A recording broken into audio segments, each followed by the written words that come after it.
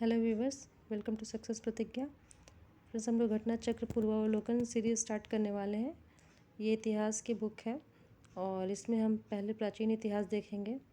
ठीक है, तो चलो स्टार्ट करते हैं। पहला चैप्टर है पाषाण काल।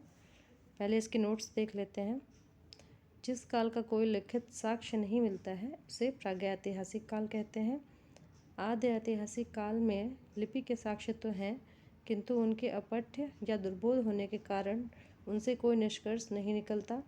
जब से लिखित विवरण मिलते हैं वह ऐतिहासिक काल है। प्रागैतिहासिक काल के अंतर्गत पाषाणकालीन सभ्यता तथा आद्य इतिहास के अंतर्गत सिंधु घाटी सभ्यता एवं ताम्र सभ्यता, जिसमें आहार दूर्वे आदि हैं, आती है। जबकि छठी शताब्दी ईसा पूर्व के आसपास से ऐतिहासिक काल का आरंभ होता है। सर्वप्रथम 1863 ईस्वी में भारत में पाषाणकालीन सभ्यता का अनुसंधान प्रारंभ हुआ। पाषाण निर्मित उपकरणों की अधिकता के कारण संपूर्ण पाषाण युगीन संस्कृति को 3 मुख्य चरणों में विभाजित किया गया है। ये हैं पुरा पाषाण काल, मध्य पाषाण काल और नव पाषाण काल। उपकरणों की भिन्नता के आधार पर पुरा पाषाण काल को भी 3 कालों में विभाजित किया जाता है। पूर्व पाषाण काल, जिसमें उपकरण के टाइप है क्रूड उपकरण, जिसमें हस्तकुठार, खंडक एवं विदारणी आते हैं। दूसरा है मध्य पुरा पाषाण काल, जिसमें उपकरण आते हैं फलक उपकरण, तथा उच्च पुरा पाषाण काल, जिसमें उपकरण आते हैं तक्षणी एवं खुरचनी। सर्वप्रथम पंजाब की सोहन नदी घाटी, जो कि वर्तमान पाकिस्तान में है, से चॉपर चॉपिंग पेबुल संस्कृति के उपकरण प्राप्त हुए हैं।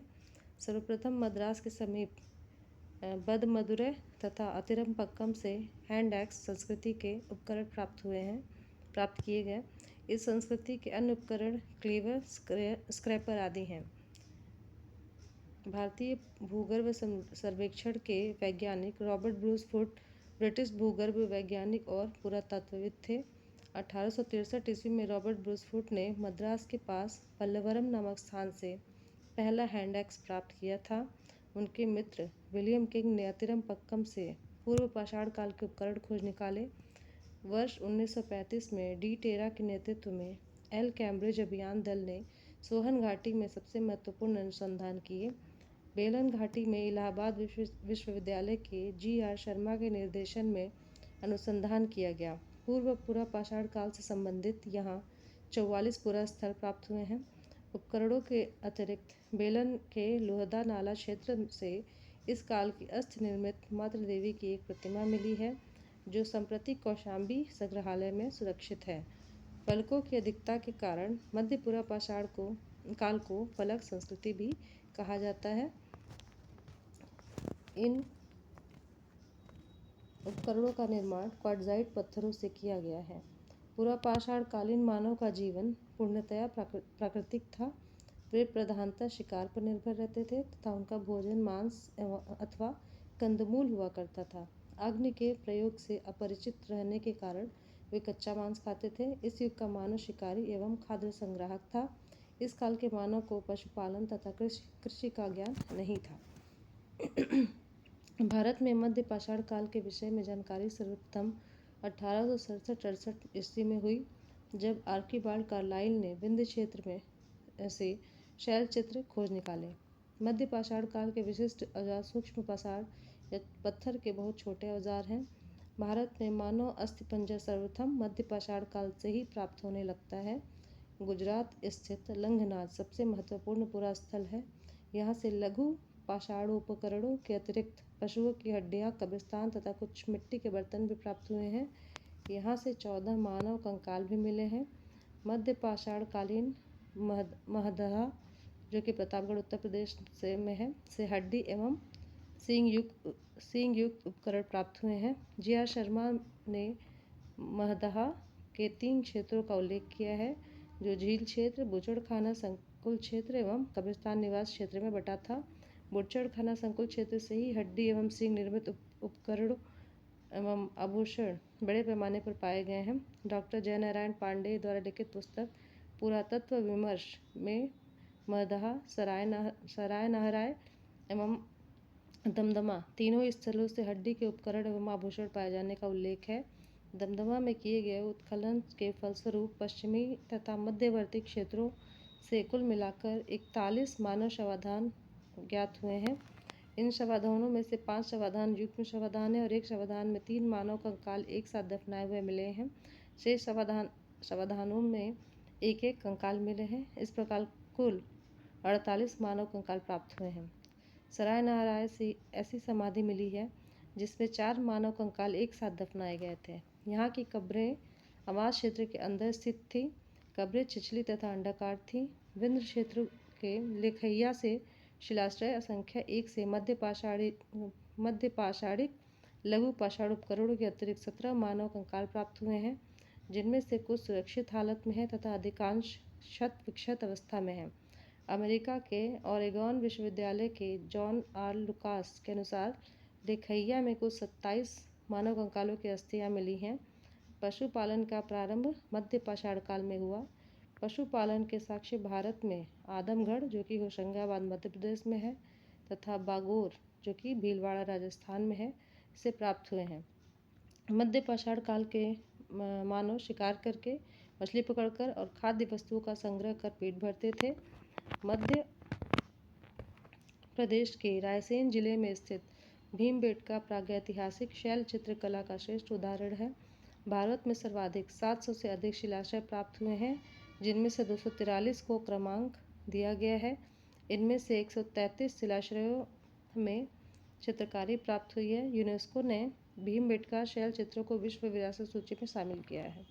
सर्वप्रथम खाद्यान्नों का उत्पादन नवपाषाण काल से में प्रारंभ हुआ। इसी काल में गेहूं की कृषि प्रारंभ हुई। नवीनतम खोजों के आधार पर भारतीय उपमहाद्वीप में प्राचीनतम कृषि साक्ष्य वाला स्थल उत्तर प्रदेश के संत कबीर नगर जिले में स्थित लहुरादेव है। यहाँ से 9000 ईसा पूर्व से 7000 ईसा पूर्व मध्य के चावल के साक्ष्य प्राप्त हुए हैं। उल्लेखनीय है कि इस नवीनतम खोज के पूर्व भारतीय उपमहाद्वीप का प्राचीनतम कृषि साक्ष्य वाला स्थल मेहरगढ़, जो कि पाकिस्तान के बलूचिस्तान में स्थित है, यहाँ से 7000 ईसा पूर्व के गेहूं के साक्ष्य मिले हैं। जबकि प्राचीनतम चावल के साक्ष्य वाला स्थल कोलडिहवा इलाहाबाद जिले में बेलन नदी के तट पर स्थित है। यहाँ से 6500 ईसा पूर्व के चावल की भूसी के साक्ष्य मिले हैं माना जाता था। चीन के यांगजी नदी घाटी क्षेत्र में लगभग 7000 ईसा पूर्व चावल उगाया गया। मक्का लगभग 6000 ईसा पूर्व का प्रथम साक्ष्य मैक्सिको में पाया गया। बाजरा 5500 ईसा पूर्व चीन में। सरगम 5000 ईसा पूर्व पूर्वी अफ्रीका में। राई 5000 ईसा पूर्व दक्षिण पूर्व एशिया में तथा जई 2300 ईसा पूर्व में यूरोप में सर्वप्रथम उगाया गया। मेहरगढ़ से पाषाणकालीन संस्कृति से लेकर हड़प्पा सभ्यता तक के सांस्कृतिक अवशेष प्राप्त हुए हैं। मानव कंकाल के साथ कुत्ते का कंकाल बुर्ज़होम जम्मू कश्मीर से प्राप्त हुआ। गर्त आवास के साक्ष्य भी यहीं से प्राप्त हुए। इस पुरातन स्थल की खोज वर्ष 1935 में डी टेरा एवं पीटरसन ने की थी। गुफकराल कश्मीर में स्थित नवपाषाणिक स्थल है। गुफकराल का अर्थ होता है कुलाल, अर्थात कुम्हार की गुफा। यहाँ के लोग कृषि एवं पशुपालन का कार्य करते थे। चिरान बिहार के सारण जिले में स्थित है। यहाँ से नवपाषाणिक अवशेष प्राप्त हुए हैं। यहीं से हड्डी के अनेक उपकरण प्राप्त हुए हैं। यहाँ से प्राप्त उपकरण हिरण के सींगों से निर्मित है। नवपाषाण युगीन दक्षिण भारत में मृतक को दफनाने के स्थल के रूप में वृहद पाषाण स्मारकों की पहचान की गई। नवपाषाण कालीन पूरा स्थल के सेराक के टीले कर्नाटक में मैसूर के पास बेल्लारी जनपद में स्थित संगनकल्लू नामक स्थान से प्राप्त हुए हैं। पिकली हल, उतनूर आदि स्थलों से भी राख के टीले मिले हैं। ये राख के टीले नवपाषाण युगीन पशुपालक समुदाय के मौसमी शिविरों के जले अवशेष हैं। आग का उपयोग नवपाषाण काल की महत्वपूर्ण उपलब्धि थी। धातुओं में सबसे पहले तांबे का प्रयोग हुआ। इस चरण में पत्थर एवं तांबे के उपकरणों का साथ साथ प्रयोग जारी रहा। इसी कारण इसे ताम्रपाषाणिक संस्कृति यानी कि कैल्कोलिथिक कल्चर कहा जाता है। ताम्रपाषाणिक का अर्थ है पत्थर एवं तांबे के प्रयोग की अवस्था। भारत में ताम्रपाषाण युग की बस्तियां दक्षिण पूर्वी राजस्थान, पश्चिमी मध्य प्रदेश, पश्चिमी महाराष्ट्र तथा दक्षिण पूर्वी भारत में पाई गई है।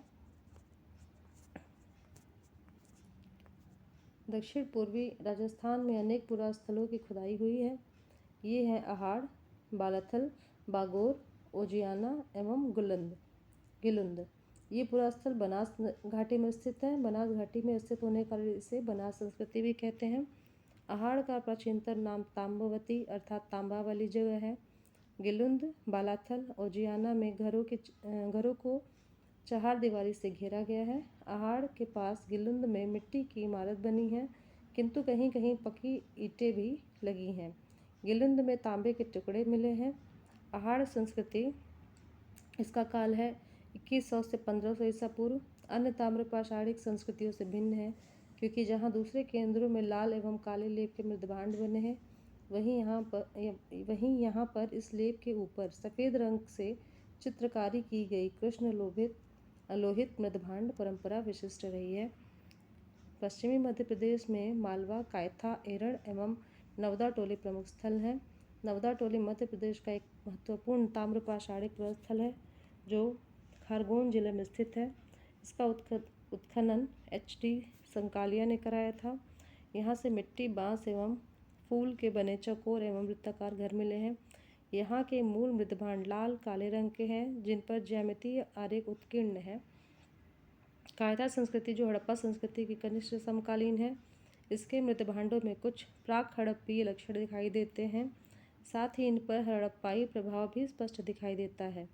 इस संस्कृति की लगभग 40 बस्तियां मालवा क्षेत्र से प्राप्त हुई हैं, जो अत्यंत छोटी छोटी हैं। मालवा संस्कृति अपने मृदभांडों की उत्कृष्टता के लिए जानी जाती है। मध्य प्रदेश में कायथा और एरड़ की तथा पश्चिमी महाराष्ट्र में इनाम गांव की बस्तियां किलाबंद हैं। पश्चिमी महाराष्ट्र के प्रमुख पुरास्थल हैं अहमदनगर जिले में जोरवे, नेवासा और दैमाबाद। पुणे जिले में चंदौली, सोनगांव, इनामगांव, प्रकाश और नासिक। ये सभी पुरास्थल जोरवे संस्कृति, जिसका काल है 1400 से 700 ईसा पूर्व के हैं। अब तक ज्ञात 200 जोरवे स्थलों में गोदावरी का दैमाबाद सबसे बड़ा है। यह लगभग 20 हेक्टेयर में फैला है, जिसमें लगभग 4000 लोग रह सकते थे। नेवासा, जो कि जोरवे संस्कृति का स्थल है, से पटसन का साक्ष्य प्राप्त हुआ है। टोटीदार पात्र परंपरा जोरवे संस्कृति की विशिष्ट पहचान है। महाराष्ट्र की ताम्रपाषाणकालीन संस्कृति, जो कि जोरवे संस्कृति से है, के नेवासा, दैमाबाद, चंदौली, इनामगांव आदि पुरास्थलों में मृतकों को अस्थि कलश में रखकर उत्तर से दक्षिण दिशा में घरों के फर्श के नीचे दफनाए जाने के साक्ष्य प्राप्त हुए हैं। आरंभिक ताम्रपाषाण अवस्था में इनाम गांव स्थल पर चूल्हों सहित बड़े बड़े कच्चे मिट्टी के मकान और गोलाकार गड्ढों वाले मकान मिले हैं। पश्चात की अवस्था यानी कि 1300 से 1000 ईसा पूर्व में 5 कमरों वाला एक मकान मिला है, जिनमें 4 कमरे आयताकार हैं और एक वृत्ताकार। इनाम गांव में 130 से अधिक घर और अनेक कब्रें पाई गई हैं। यह बस्ती किलाबंद है और खाई से घिरी हुई है। यहाँ शिल्पी या पंसारी लोग पश्चिमी छोर पर रहते थे, जबकि सरदार प्रायः केंद्र स्थल में रहता था। यहाँ से अन्नागार भी मिले हैं। पूर्वी भारत में गंगा तटवर्ती चिरान के अलावा पश्चिमी बंगाल के बर्धमान जिले के पांडु, राजर, ढिबी और वीरभूम जिले में महिषदल उल्लेखनीय ताम्रकालीन शहर हैं। कुछ अन्य पुरास्थल जहाँ खुदाई हुई है वे हैं बिहार में सैनुआ, सोनपुर और ताराडी तथा पूर्वी उत्तर प्रदेश में खैराडी और नरहना। बिहार, महाराष्ट्र और मध्य प्रदेश में रहने वाले लोग टोटी वाले जलपात्र, गुड़ीदार तश्तियाँ और गुड़ीदार कटोरे बनाते थे। दक्षिणी पूर्वी राजस्थान, पश्चिमी मध्य प्रदेश, पश्चिमी महाराष्ट्र और अन्यत्र रहने वाले ताम्रपाषाण युग के लोग मवेशी पालन और कृषि करते थे। वे गाय, भेड़, बकरी और भैंस रखते थे और हिरण का शिकार भी करते थे। यहाँ से ऊँट के अवशेष प्राप्त हुए हैं। मुख्य अनाज गेहूँ और चावल के अतिरिक्त वे बाजरे की भी खेती करते थे। ताम्रपाषाण युग के लोग शिल्प कर्म में निस्संदेह बड़े दक्ष थे और पत्थर का काम भी अच्छा करते थे। वे कार्नेलियन, स्टेटाइट और क्वार्ट्जाइट क्रिस्टल जैसे अच्छे पत्थरों के अनेक मनके और गुटिकाएँ भी बनाते थे। वे लोग कताई और बुनाई जानते थे, क्योंकि मालवा में चरखे और तकलियाँ मिली हैं। महाराष्ट्र में कपास, सन और सेमल की रुई से बने धागे भी मिले हैं। इनाम गांव में कुंभकार, धातुकार, हाथी दांत के शिल्पी, चूना बनाने वाले और खिलौने की मिट्टी की मूर्ति यानी टेराकोटा बनाने वाले कारीगर भी दिखाई देते हैं। इनाम गांव में मातृ देवी की प्रतिमा मिली है। जो पश्चिमी एशिया में पाई जाने वाली ऐसी प्रतिमा की प्रतिरूप है। मालवा और राजस्थान में मिली रूढ़ शैली से बनी मिट्टी की वृषभ मूर्तिकाएं यह सूचित करती हैं कि वृषभ या निषाण धार्मिक पंथ का प्रतीक था। पश्चिमी महाराष्ट्र की चंदौली और नेवासा बस्तियों में कुछ बच्चों के गले में तांबे के मनकों का हार पहनाकर उन्हें दफनाया गया है, जबकि अन्य बच्चों की कब्रों में सामान के तौर पर कुछ बर्तन मात्र हैं। महाराष्ट्र में मृतक को उत्तर दक्षिण की दिशा में रखा जाता था, किंतु दक्षिण भारत में पूर्व पश्चिम की दिशा में। पश्चिमी भारत में लगभग संपूर्ण शवाधान प्रचलित था, जबकि पूर्वी भारत में आंशिक शवाधान चलता था। सबसे बड़ी नदी मध्य प्रदेश के गुंगेरिया से प्राप्त हुई है। इसमें 424 तांबे के औजार एवं हथियार तथा 102 चांदी के पतले पत्थर हैं। कायथा के एक घर में तांबे के 28 कंगन और 2 अद्वितीय ढंग की कुल्हाड़ियाँ पाई गई हैं। इसी स्थान में स्टेटाइट और कार्नेलियन जैसे कीमती पत्थरों की गोलियों के हार पात्रों में जमा पाए गए हैं। गणेश्वर स्थल राजस्थान में खेतरी ताम्रम पट्टी के सीकर झुंझुनू क्षेत्र के तांबे के समृद्ध खानों के निकट पड़ता है। दक्षिण भारत में ब्रह्मगिरी, पिकलीहल, संगलकल्लू, मस्की, हल्लूर आदि से ताम्र पाषाण युगीन बस्तियों के साक्ष्य मिले हैं। दक्षिण भारत में कृषक की अपेक्षा चरवाहा संस्कृति का अधिक प्रमाण मिलता है। भारत में सर्वप्रथम 1861 ईस्वी में अलेक्जेंडर कनिंघम को पुरातत्व सर्वेक्षक के रूप में नियुक्त किया गया था। 1871 ईस्वी में पुरातत्व सर्वेक्षण को सरकार के एक विभाग के रूप में गठित किया गया था। वर्ष 1901 में लॉर्ड कर्जन के समय में इसे भारतीय पुरातत्व सर्वेक्षण के रूप में केंद्रीकृत कर जॉन मार्शल को इसका प्रथम महानिदेशक बनाया गया था। वर्ष 1902 में जॉन मार्शल ने कार्यभार ग्रहण किया। अब इसके प्रश्नों को देखते हैं। तो पहला प्रश्न है, रॉबर्ट ब्रूसफुट थे? एक ऑप्शन ए है भूगर्भ वैज्ञानिक, बी पुरातत्वविद, सी पुरावनस्पति शास्त्री और डी है इतिहासकार। तो इसमें ऑप्शन ए और बी दोनों सही है, यानी कि भूगर्भ वैज्ञानिक और पुरातत्वविद। व्याख्या देखते हैं। इंसाइक्लोपीडिया ब्रिटानिका के अनुसार रॉबर्ट ब्रूसफुट ब्रिटिश भूगर्भ वैज्ञानिक और पुरातत्वविद थे।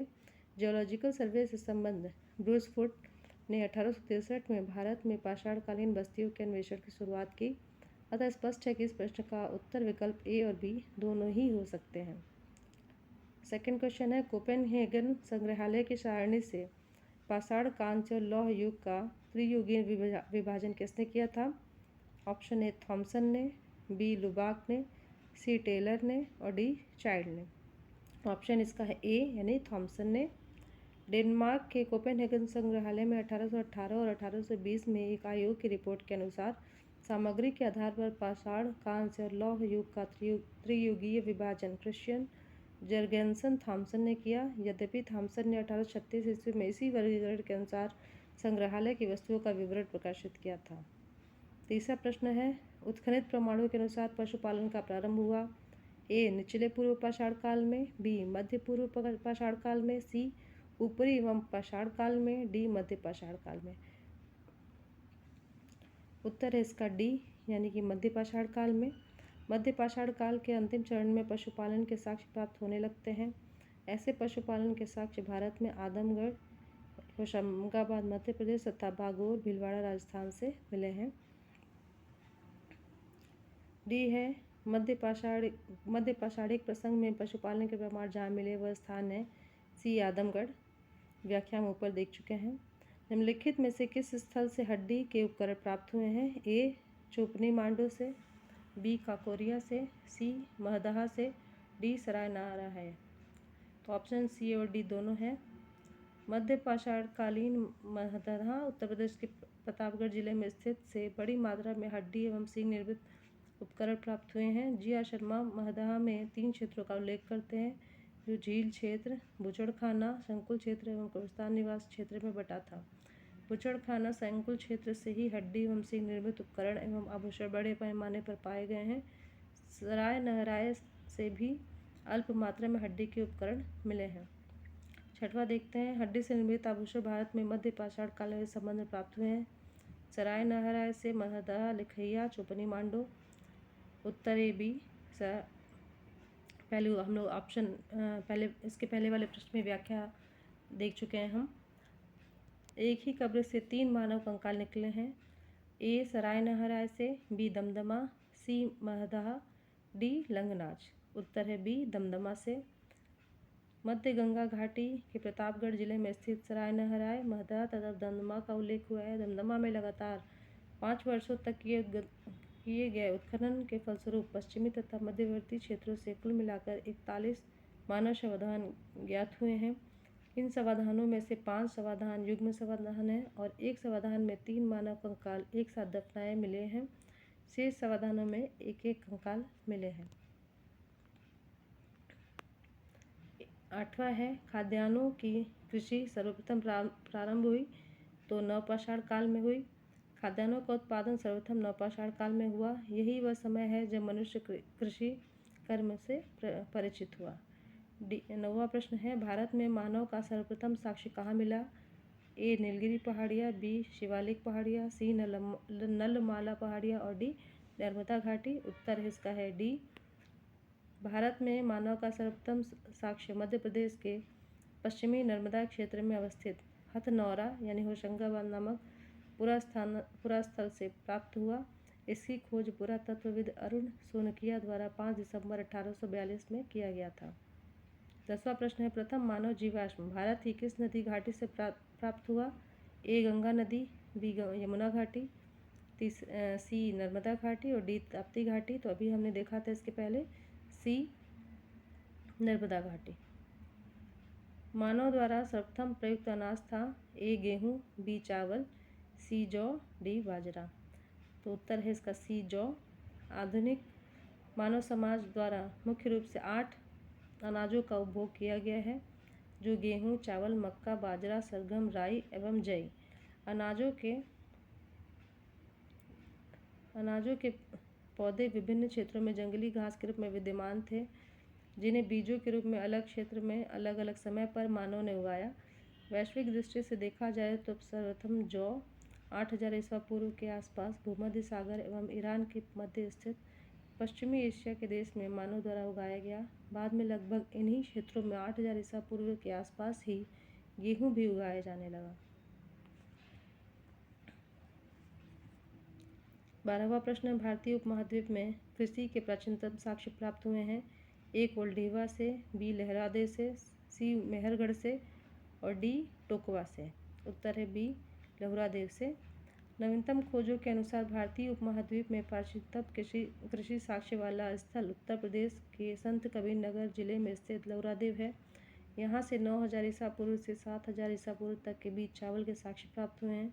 उल्लेखनीय है कि इस नवीनतम खोज के पूर्व भारतीय महाद्वीप का प्राचीनतम कृषि साक्ष्य वाला स्थल मेहरगढ़ पाकिस्तान के बलूचिस्तान में स्थित, यहाँ से 7000 ईसा पूर्व के गेहूं के साक्ष्य मिले हैं।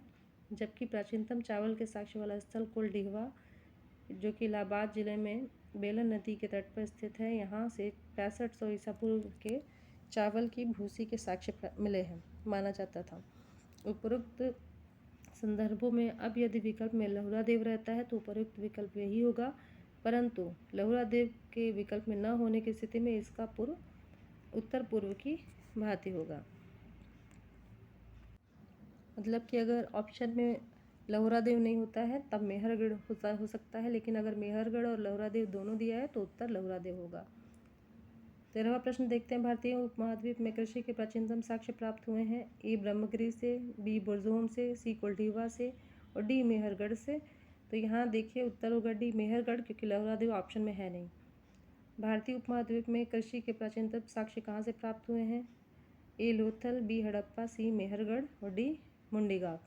तो ऑप्शन होगा सी, यह पहले देख चुके हैं व्याख्या इसकी। 16वां प्रश्न, भारत में पशुपालन एवं कृषि के प्राचीनतम साक्ष्य प्राप्त हुए हैं। ए अंजीरा, बी दम्बसदात, सी किली गोल मोहम्मद, डी मेहरगढ़ से। ई उपर्युक्त में से कोई नहीं या उपर्युक्त में से एक से अधिक। तो उत्तर होगा डी यानी कि मेहरगढ़ से। उस स्थल का नाम बताइए जहाँ से प्राचीनतम स्थायी जीवन के प्रमाण मिले हैं। ए धोलावीरा, बी किली गोल मोहम्मद, सी कालीबंगा, डी मेहरगढ़। तो उत्तर डी होगा। दिए गए विकल्पों में प्राचीनतम स्थायी जीवन के प्रमाण सर्वप्रथम बलूचिस्तान के कच्छी मैदान स्थित मेहरगढ़ से मिले हैं, जिसकी प्रमाणिक तिथि 7वीं सहस्त्राब्दी ईसा पूर्व यानी 7000 ईसा पूर्व है, जबकि खिली गोल मोहम्मद एवं कालीबंगा की प्राचीनतम तिथि क्रमशः 4000 ईसा पूर्व एवं 3500 ईसा पूर्व है। अतः विकल्प डी सही उत्तर है। 18वां प्रश्न देखते हैं, निम्नलिखित में से किन स्थानों में मध्य पाषाण काल में पशुपालन के प्रमाण मिले हैं? ए औदय, बी बोरी, सी बागौर, डी लखनहिया। ऑप्शन सी सही होगा यानी कि बागौर। मध्य पाषाण किले से पशुपालन के साक्ष्य प्राप्त होने लगते हैं। पशुपालन के आरंभिक साक्ष्य मध्य प्रदेश में होशंगाबाद के निकट आदमगढ़ पुरास्थल और राजस्थान में भीलवाड़ा जिले में स्थित बागौर में मिलते हैं। 19वां प्रश्न है, निम्नलिखित में से किसको चालकोलिथिक युग भी कहा जाता है? ए पुरा पाषाण का, बी नव पाषाण युग, सी ताम्र पाषाण युग और डी लौह युग। उत्तर होगा सी यानी कि ताम्र पाषाण युग। ताम्र पाषाण युग को चालकोलिथिक यानी कैल्कोलिथिक युग भी कहा जाता है। 20वां प्रश्न है, आहड़ संस्कृति के बारे में निम्न कथनों पर विचार कीजिए। ए आहड़वासी तांबा गलाना जानते थे। बी ये लोग चावल से परिचित नहीं थे। ये लोग चावल से परिचित नहीं थे। तीसरा है, धातु का काम आहड़ वासियों की अर्थव्यवस्था का एक साधन था। चौथा है, यहाँ से काले लाल रंग के मृदभांड मिले हैं, जिन पर सामान्यतः सफ़ेद रंग से ज्यामितीय आकृति उकेरी गई है। सही विकल्प का चयन कीजिए। ए 1, 3 और 4 सही हैं। बी 1 व 2 सही हैं। सी 1, 3 एवं 3 सही, 1, 2 एवं 3 सही हैं। डी है 3 एवं 4 सही हैं। उत्तर होगा ए यानी कि 1, 3 और 4 सही हैं। आहड़ दक्षिण पूर्वी राजस्थान में स्थित एक प्रमुख ताम्र पाषाणिक संस्कृति का स्थल है। आहड़ संस्कृति के लोग मूलतः कृषक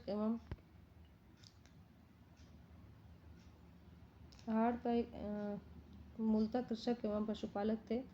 वे गेहूं, जौ और चावल से परिचित थे। आहड़ का एक अन्य नाम ताम्बवती यानी तांबा वाला स्थान में मिलता है, जिसे सूचित होता है कि यहाँ तांबा बहुतायत से उपलब्ध था। यहाँ के निवासी तांबे को गलाकर मनचाही वस्तुएं तैयार करते थे। धातु का काम आहड़ वासियों की अर्थव्यवस्था का एक प्रमुख साधन था। यहाँ से काले लाल रंग के मृदभांड की प्राप्ति हुई है, जिन पर सामान्यतः सफ़ेद रंग से ज्यामितीय आकृतियाँ उकेरी गई हैं। इस प्रकार विकल्प ए सही उत्तर है। 21वां प्रश्न देखते हैं, निम्न में से किस एक पुरास्थल से पाषाण संस्कृति से लेकर हड़प्पा सभ्यता तक के सांस्कृतिक अवशेष प्राप्त हुए हैं? ए आम्बरी, बी मेहरगढ़, सी कोटदीजी, डी कालीबंगा। उत्तर बी सही है, मेहरगढ़। बलूचिस्तान पाकिस्तान में स्थित पुरास्थल मेहरगढ़ से पाषाण संस्कृति से लेकर हड़प्पा सभ्यता तक के सांस्कृतिक अवशेष प्राप्त हुए हैं। 22वां है, नवदा टोली का उत्खनन किसने किया? ए के.डी. वाजपेयी ने, बी बी.एस. वांककर ने, सी एच.डी. सांकलिया ने, डी मार्टिमल व्हीलर ने। ऑप्शन सी सही है, एच.डी. सांकलिया ने। नवदा टोली मध्य प्रदेश का उत्खनन दक्कन कॉलेज पूना के प्रोफेसर एच.डी. सांकलिया ने कराया था। यह स्थल इस महाद्वीप का सबसे विस्तृत उत्खलित ताम्रपाषाणिक ग्राम स्थल है, जिसकी तिथि 1600 से 1300 ईसा पूर्व के मध्य निर्धारित की गई है। 23वां प्रश्न है, नवदा टोली किस राज्य में अवस्थित है? ए गुजरात, बी महाराष्ट्र, सी छत्तीसगढ़, डी मध्य प्रदेश। तो उत्तर है डी मध्य प्रदेश। 24वां प्रश्न है, बृहद पाषाण स्मारकों की पहचान की गई है। ए सन्यासी गुफाओं के रूप में, बी मृतक को दफनाने के स्थान के रूप में, सी मंदिर के रूप में और डी उपर्युक्त में से कोई नहीं। उत्तर है बी मृतक को दफनाने के स्थल के रूप में। नवपाषाण युगीन दक्षिण भारत में शवों को विभिन्न प्रकार के समाधियों में दफनाने की परंपरा विद्यमान थी। इन समाधियों को, जो विशाल पाषाण खंडों से निर्मित है, बृहद पाषाण काल या मेगालिथ के नाम से जाना जाता है। इनके विभिन्न प्रकार हैं, जैसे शिष्ट समाधि, pit circle, cairn circle, dolmen, umbrella stone, foot stone, कंदराय, मेहर। 25वां है, राख का टीला निम्नलिखित किस नवपाषाणिक स्थल से संबंधित है? ए बुदिहाल, बी संगनकल्लू, सी कोल्ढिवा, डी ब्रह्मगिरी। उत्तर है बी संगनकल्लू। कर्नाटक में मैसूर के पास बेल्लारी जनपद में स्थित संगनकल्लू नामक नवपाषाण कालीन पुरास्थल से राख के टीले प्राप्त हुए हैं। 26वां क्वेश्चन है, भीमबेटका किसके लिए प्रसिद्ध है? ए गुफाओं के शैल चित्र, बी खनिज, सी बौद्ध प्रतिमाएं, डी सोन नदी का उपागम स्थल। तो उत्तर है ए गुफाओं के शैल चित्र। मध्य प्रदेश के रायसेन जिले में स्थित भीमबेटका प्रागैतिहासिक शैल चित्रों का श्रेष्ठ उदाहरण है। इन गुफाओं में जीवन के विविध रंगों को पेंटिंग के रूप में उकेरा गया, जिनमें हाथी, सांबर, हिरन आदि के चित्र हैं। अब तक लगभग 700 शरण स्थलियों की पहचान की जा चुकी है, जिनमें 133 में चित्र पाए गए हैं। 27वां प्रश्न है, निम्न में से कौन सा स्थल प्रागैतिहासिक चित्रकला के लिए प्रसिद्ध है? ए अजंता, बी भीमबेटका, सी बाघ और डी अमरावती। तो उत्तर इसका सी है, इसका उत्तर है बी यानी कि भीमबेटका। भीमबेटका की गुफाएं कहाँ स्थित हैं? ए भोपाल, बी पंचमढ़ी, सी सिंगरौली, डी अब्दुल्लागंज रायसेन। इसका उत्तर है डी अब्दुल्लागंज रायसेन। 29वां देखते हैं, भारत में किस शिलाश्रय से सर्वाधिक चित्र प्राप्त हुए हैं? ए घगरिया, बी भीमबेटका, सी लिखैया और डी आदमगढ़। उत्तर होगा बी। 30वां प्रश्न है, निम्नलिखित में से किस भारतीय पुरातत्ववेत्ता ने पहली बार भीमबेटका गुफा को देखा और उसके शैल चित्रों के प्रागैतिहासिक महत्व को खोजा? ए माधव स्वरूप वत्स, एच डी संकलिया, सी वी एस वांकंकर और डी वी एन मिश्रा। उत्तर होगा सी वी एस वांकंकर। मध्य प्रदेश के रायसेन जिले में से भीमबेटका प्रागैतिहासिक शैल चित्रकला का श्रेष्ठ उदाहरण है। इसकी खोज वर्ष 1957 में वी एस वांकंकर ने की थी। यूनेस्को ने भीमबेटका शैल चित्रों को विश्व विरासत सूची में सम्मिलित किया है। 31वां प्रश्न है, भीमबेटका को किसने खोजा? ये प्रश्न पहले देख चुके हैं हम। ए होगा doctor H D Sankalia, B doctor Shyam Sundar Nigam, C doctor Vishnudhar Wakankar, D doctor Rajbali Pandey. तो ऑप्शन सी सही है। 32वां प्रश्न है, गैरिक मृतभांड पात्र यानी ओसीपी का नामकरण हुआ था? ए हस्तिनापुर में, बी अहिछत्र में, सी नोह में और डी लाल किला में। उत्तर ए सही है यानी हस्तिनापुर में। गंगा यमुना दोआब की सांस्कृतिक परंपरा संभवतः उस संस्कृति के साथ शुरू होती है जिसे अपने अत्यंत विशिष्ट मृतभांड के नमूनों के कारण गेरुवर्णी गैरिक मृतभांड संस्कृति यानी ओसीपी कहा गया। बीबी लाल ने वर्ष 1951 में हस्तिनापुर में सर्वप्रथम गैरिक मृतभांड प्राप्त किया था और वहीं इनका नामकरण हुआ।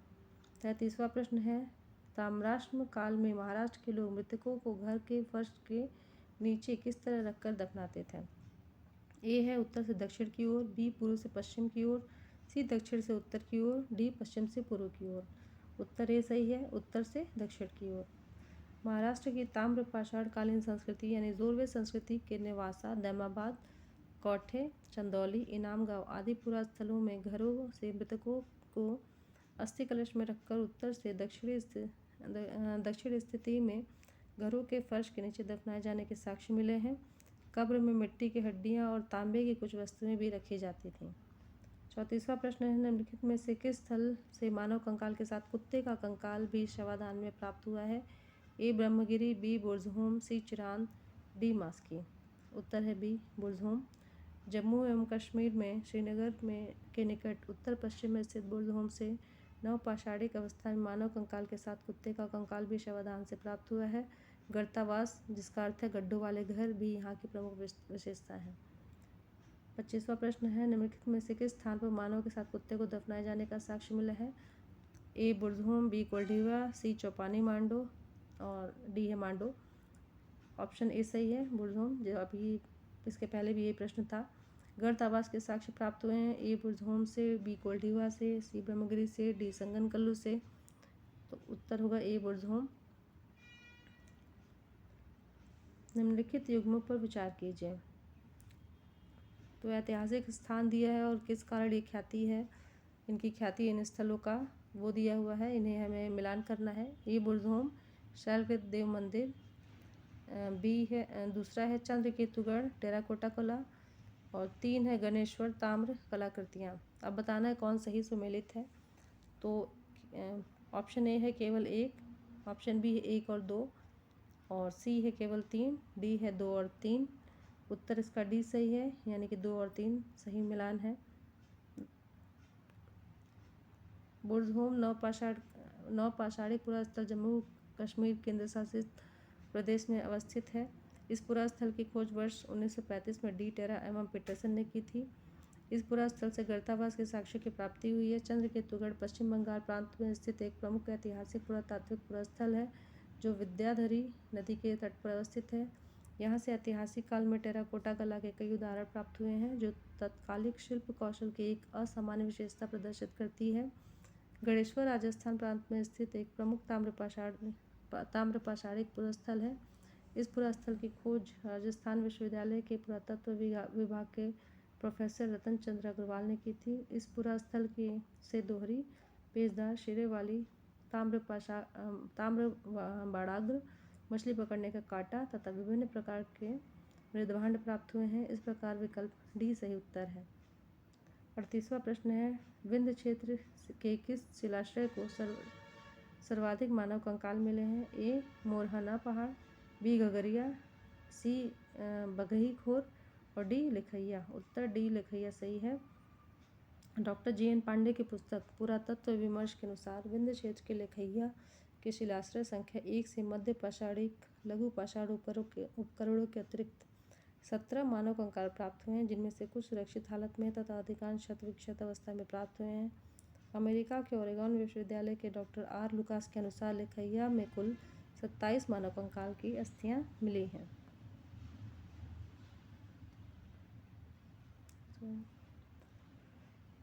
39वां प्रश्न है, नीचे दो कथन दिए गए हैं, एक को अभिकथन ए तथा दूसरे को कारण आर कहा गया है। अभिकथन है, विंध्य क्षेत्र के पाषाण युगीन लोगों ने नूतन भूतन काल के अंत में गंगा घाटी में प्रव्रजन किया, और इसका कारण है जलवायु परिवर्तन के कारण इस काल में शुष्कता का चरण था। नीचे दिए गए कूट में से सही उत्तर का चयन कीजिए। कूट ए कहता है ए और आर दोनों सही हैं तथा आर ए की सही व्याख्या करता है। बी कहता है ए और आर दोनों सही हैं परंतु आर ए की सही व्याख्या नहीं करता। सी कहता है ए सही है परंतु आर गलत है। डी कहता है ए गलत है परंतु आर सही है। उत्तर है इसका ए, यानी कि ए और आर दोनों सही हैं तथा आर ए की सही व्याख्या करता है। जी.आर. शर्मा ने सराय नाहर राय में खुदाई के बाद यह अवधारणा दी कि नूतन भूतल काल के अंत में सूखे के कारण विंध्य क्षेत्र में भोजन कमी के कारण लोगों ने गंगा घाटी क्षेत्र में प्रवास किया था। 40वां प्रश्न, भारतीय पुरातत्व सर्वेक्षण निम्नलिखित विभागों मंत्रालयों में से किसका संलग्न कार्यालय है? ए संस्कृति, बी पर्यटन, सी विज्ञान प्रौद्योगिकी और डी मानव संसाधन विकास। उत्तर है ए, यानी संस्कृति। भारतीय पुरातत्व सर्वेक्षण संस्कृति मंत्रालय के अधीन एक विभाग है। 41वां प्रश्न, भारतीय पुरातत्व का जनक किसे कहा गया? A Alexander Cunningham, B John Marshall, C Martin Wheeler और डी जेम्स प्रिसेप। उत्तर A Alexander Cunningham. Alexander Cunningham को एक ब्रिटिश सेनाधिकारी के रूप में बंगाल इंजीनियर्स के साथ काम करने के लिए तैनात किया गया था। उन्हें ही भारतीय पुरातत्व के जनक के रूप में जाना जाता है। 42वां प्रश्न है, राष्ट्रीय मानव संग्रहालय कहाँ पर है? ए गुवाहाटी, बी बस्तर, सी भोपाल, डी चेन्नई। उत्तर सी सही है, भोपाल। भारतीय राष्ट्रीय मानव संग्रहालय, जिसका नाम बदलकर इंदिरा गांधी राष्ट्रीय मानव संग्रहालय कर दिया गया है, भोपाल मध्य प्रदेश में स्थित है। यह भारत सरकार के संस्कृति विभाग के अंतर्गत स्वायत्तशासी संगठन है। तो ये यहाँ पे समाप्त होता है। अगला पार्ट जो अगला चैप्टर है वो हम अगले वीडियो में देखेंगे। अगर वीडियो पसंद है तो प्लीज़ लाइक कीजिए और चैनल को सब्सक्राइब ज़रूर कीजिएगा। आपका सब्सक्रिप्शन हमारे लिए बहुत ज़रूरी है। Thank you.